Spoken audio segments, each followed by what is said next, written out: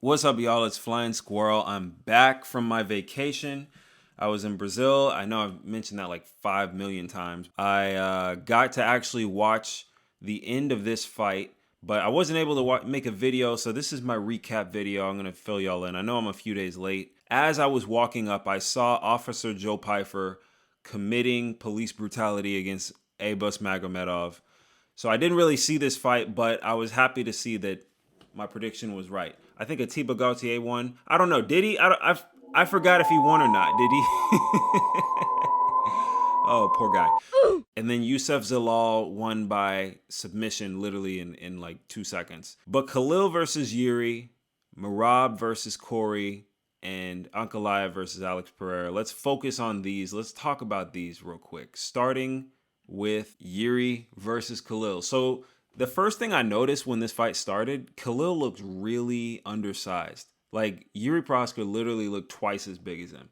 But Khalil was doing really good in the first round. He was catching him as he was doing his goofy head movement. Yuri Prohaska, his timing was completely off first round. Khalil stumbled him a couple times. He landed some hits that should not have landed. Like the type of hits that make you wonder, okay, is Khalil Roundtree really that good? And Yuri's head movement, it just kept reminding me of Anderson Silva in that Weidman fight when he was just weaving, and then at the end of his weave, he got popped in the chin and knocked out. I was really just like worried that Yuri was going to do that. The Matrix stuff, it might have helped you in the Jamal Hill fight, but we don't have to do Matrix Reloaded today, okay? And Khalil Roundtree, he was clipping him in the most goofy positions. Yuri Prohaska would be doing like a starfish in midair. Khalil would find his chin. He'd be doing a flying knee from 5 feet away.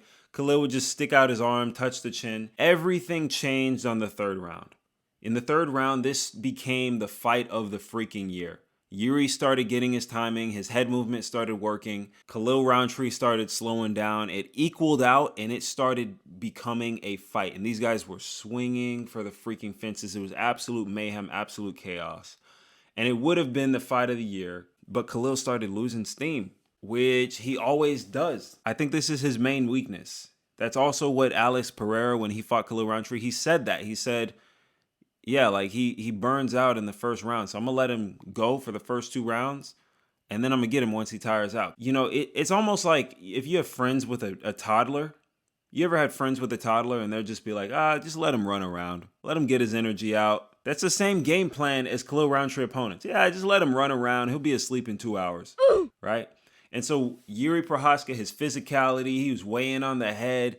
He was clenching him. He was pressuring him. He was walking him down. It got to the point where Khalil was breathing out of his mouth. His punches started losing power.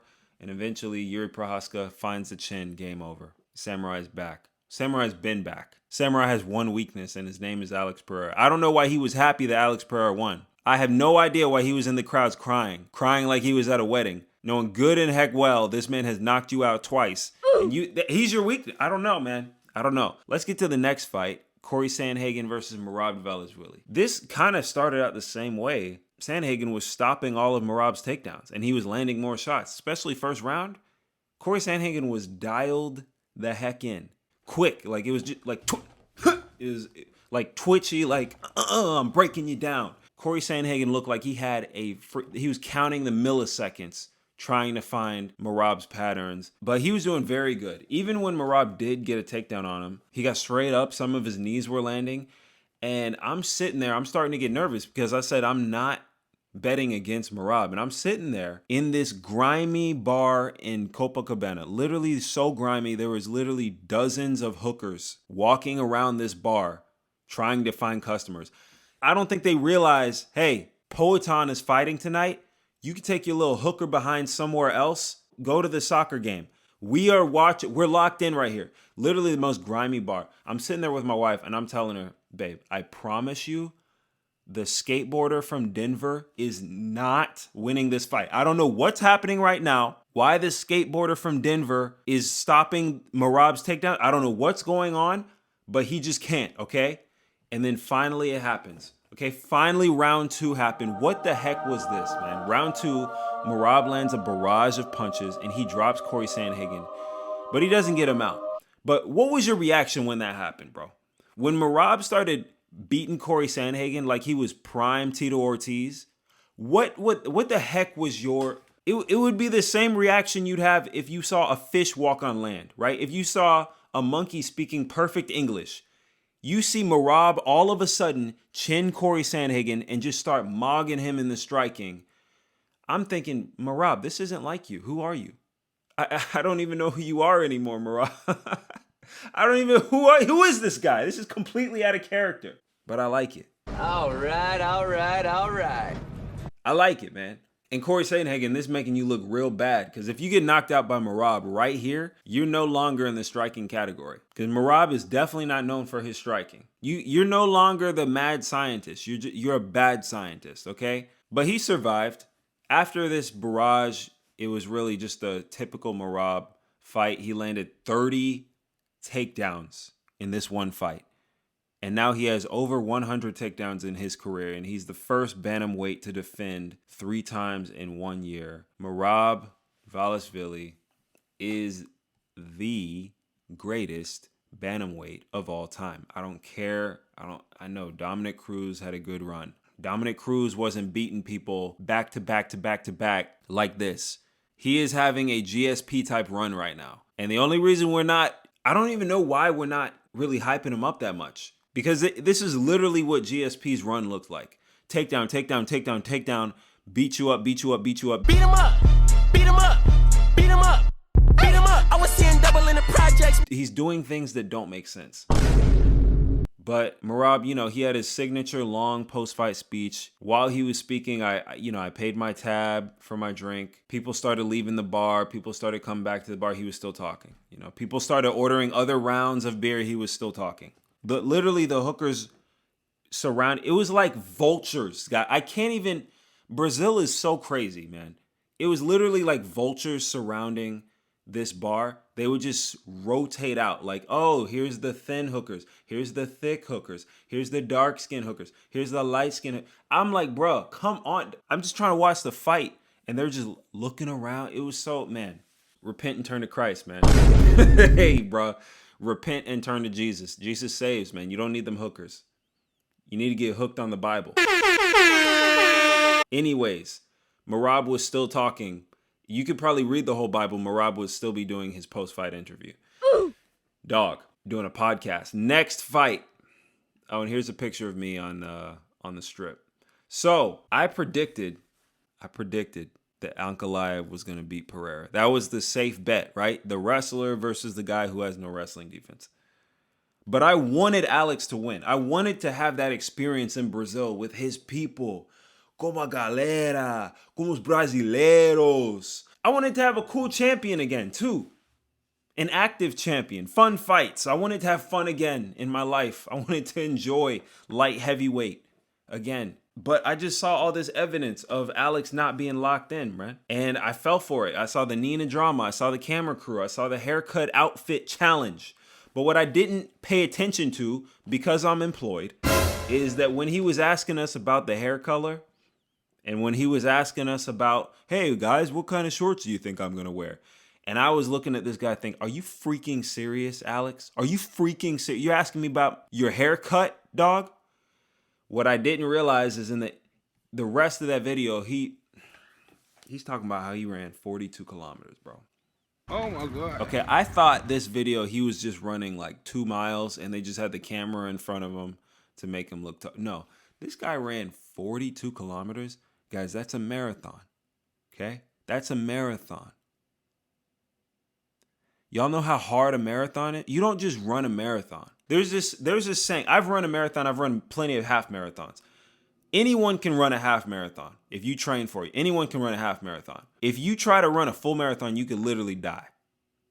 Not everyone can run a full marathon. This man just ran a full marathon in this camp, and I thought he was not locked in. Oh, You stupid. generational fumble. I'm so sorry.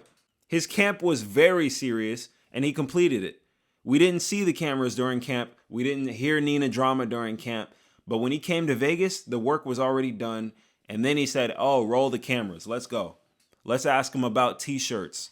Let's ask him. Let's do a skit with Nina drama and a stupid hat. Let's get the clicks going. I I blundered that so bad. I can't believe I didn't see that. Like I said, I'm employed, man. I'm not watching all of his vlogs, dude. I got work to do. I was planning my vacation. But we need to talk about Magomed Ankalaev and his behavior. And I'm going to have a whole other video after this about behavior because we really need to. All right, we need to. This is Magomed Ankalaev's fault, okay? Now, you keep bringing up the tire shop. What do you think is going to happen? Say what again? Say what again? I dare you. I double dare you, mother. What do you think is going to happen, Magomed Ankalaev? You keep bringing up the tire shop. They didn't learn. I don't know why he kept doing it. Look at this. They got you in the edit now. They got Magomed Ankalaev in the freaking revenge edit. If you absolutely dominate Alex in this fight, if he understands that he's got no way out in this fight, do you think you'll send him back working in the tire shop? Huh? Yeah, we're planning on absolutely dominate him on Saturday. We're going to make sure that Shama has no chances on Saturday. And whether or not he stays in the sport or decides to go back to the tire shop, that's going to be up to him. He's going to be the one that has to make that decision.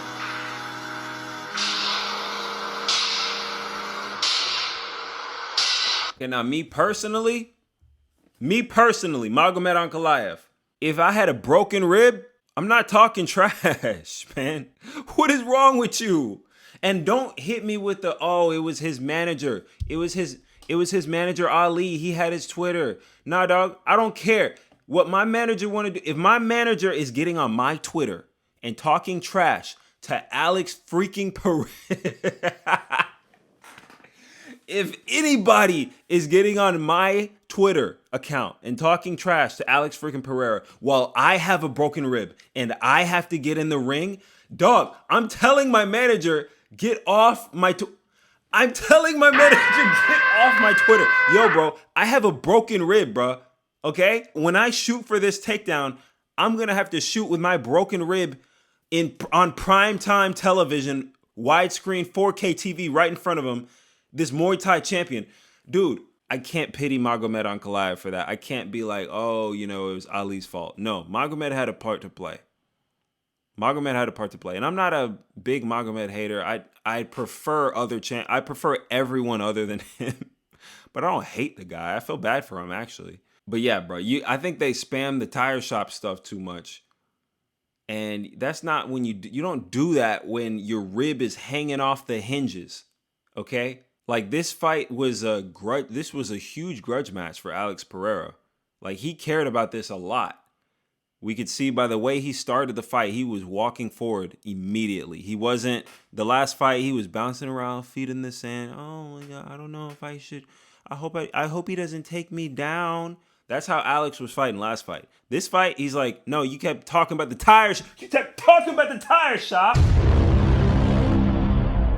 I'm going to bring it to you. Super huge miscalculation on my part. If you know my channel, you know I get a lot wrong. But anyways, man, first round KO. Got to see it in Rio. If you haven't already, I took a short. It's on my YouTube Shorts. It's on my Instagram. By the way, while we're talking about Instagram, I just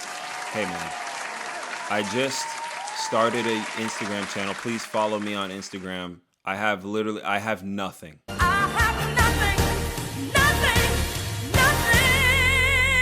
I have nothing here. I have 2 posts that I just put up. But yeah, man, I'm gonna be out here in the memes, man. Follow me on Instagram at FlyingSquirrelMMA.com. Just started it. Shout out to all the 137 people who already followed. You guys are the truth. Drewski. Oh, shout out. Yeah, guys, you should follow me because Drewski follows me. Yuri Prohaska follows me. Tyler Humphreys. Isn't that the guy? That's the guy who married Kim Kardashian for 7 days. Supreme Nunchucks. He's a member of the Wu-Tang Clan. Andrew Park. He DM'd me. Shout out Andrew Park. Exotic Puffin. Yeah, man. I'm followed by the entire animal kingdom. Kyle Diaz. He's the forgotten Diaz brother. Best Bantamweight. They have a picture of Sandhagen on here, so I guess I don't know what's wrong with them. Poor guy. But yeah, follow me on Instagram, FlyingSquirrelMMA.com. Let's talk about what's next for Alex Pereira. This also triggered me a little bit. Glover Teixeira looked Yuri Prohaska in the eye and said, I don't know what's going to happen, but you're the next guy, man. Oh my God. You're the next guy. Hey, Glover, what are you talking about, dude? Are you kidding me? Nobody wants to see that fight. Nobody wants to see that fight. You know who wants to see that fight? Alex Pereira. That's who wants to see that fight. Other than Alex Pereira, no, Alex Pereira don't even want that fight. You know what Alex Pereira wants? Alex Pereira. Oh my gosh, dude, this is a whole other bag of worms. He sat there like he was Don freaking Corleone. He sat there like he was a mob boss and said, I want to super fight you against John Jones, White House. And he looked him dead in the eye and said, this is what I want. I really, like this confidence right here. I saw a tweet. He was sitting there like Xerxes in the movie 300. Here's the thing. Alex Pereira deserves to fight at the White House. But John Jones does not deserve to fight at the White House. And if John Jones comes back and fights at the White House, at heavyweight against Alex Pereira, we are never going to hear the end of it. And he's going to shoot his takedowns. And he's going to take down Alex Pereira. And he's probably going to choke out Alex Pereira. And then we're never going to hear the end of it from Dana White. Ever. And then also, all your casual friends who are only going to watch the White House card because Conor McGregor's on it, they're going to watch it and be like, oh, bro, look, John Jones is just so good. Oh, dude, John Jones is awesome, bro. He choked out Alex Poatan. Poatan Perez sucks, dude. And that's going to be the narrative. That's going to be the casual narrative. Do you understand how bad that will be for the sport? If John Jones beats Pereira because he's fighting at heavyweight and he has no grappling, the narrative is going to be from the casuals, from the world that's watching, Poatan sucks. When he doesn't. When Poatan now should be on the Mount Rushmore of UFC fighters because what he's done no one else has done this in the UFC. 2 division champ. He's beaten like 8 champions now, bro. But I see why he's calling for this. If John Jones was just a better champion, this would be awesome. But because John Jones has been so insufferable lately, no, please, like we literally can't do this. In terms of who's next for Poatan, I think it's obviously Carlos Oberg. I know I've seen this gif everywhere. It's literally everywhere. I don't care if you cried, Yuri, and I don't care if Glover wants to fight you again. Carlos Oberg deserves to be the next one in line. Whether or not they're going to do that, I don't know. Carlos Oberg, he's not that big of a draw, but he should be the next guy in line. And that fight should be pretty good because they're both strikers. I think that'll be a really awesome fight. He's just not well known, and he can be kind of boring sometimes. I say he can be kind of boring, but he just knocked out Dominic Reyes in like a minute. So who knows? This is my video. This is my recap of UFC 320. Thank you for the patience. Thank you for the support. I'll be back more consistently after this. Like I said, we got to talk about, I saw some stuff at that bar that I need to talk about, and that'll be in the next video. But thanks for watching. Like and subscribe if you want to like and subscribe, and I will see you guys later. Peace.